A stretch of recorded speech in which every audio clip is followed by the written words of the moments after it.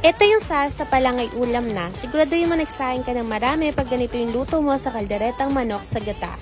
Una, i-marinate mo yung manok sa kalamansi at toyo at least 15 minutes.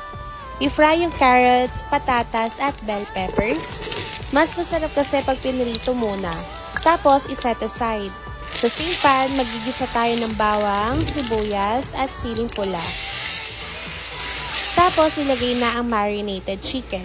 Pag nakita mo na ganyan ng manok, brown na siya, ay pwede mo na ilagay ang tomato paste. Alam mo ba na mas masarap ang tomato paste kapag niluto mo saglit sa oil? Mga 30 seconds ay pwede na. Maglagay ng paminta, yung pinagbabaran ng manok, huwag mo itapon kasi pwede mo i-add yun. Magdagdag ng water, maglagay ng liver spread, at keso.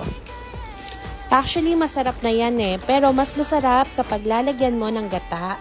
Make sure na mahina lang ang apoy and once kumulo na, pwede mo na ilagay yung patatas at carrots para mas maluto pa. Hayaan mo na ma-reduce yung sauce, tapos huli ko nilalagay yung bell pepper.